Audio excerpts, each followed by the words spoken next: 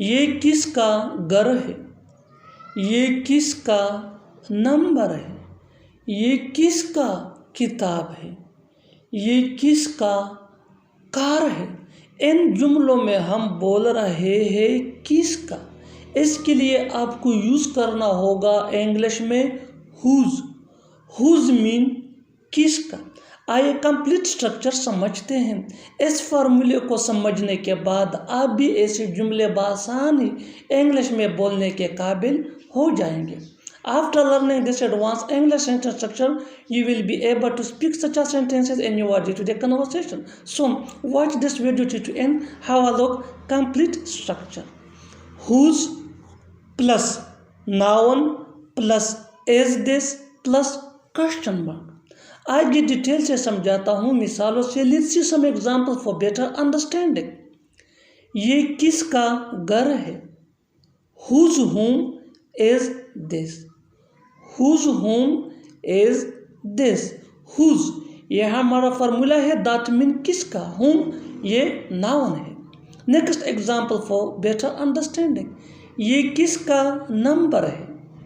Whose number is this? Whose number is this? ये किसका किताब है? Whose book is this? Whose book is this? अच्छी तरह समझने के लिए कुछ और मिसालें लेते हैं। Let's see some more example for better understanding. As much as you practice, as soon as you gain influence, so practice is very important for spoken English. Next example. ये किसका है? ये किसका है? Whose is this? Whose is this? ये किसका भाई है? Whose brother is this? Whose brother is this? ये किसका मोबाइल है? Whose mobile is this? Whose mobile is this?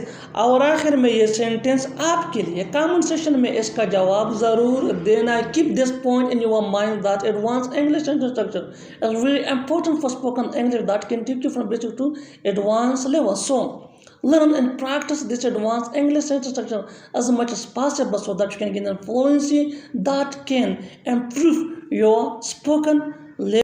ये किसका साइकिल है? ये किसका साइकिल है? Subscribe English PS for more advanced English sentence structure. Thanks, Manan.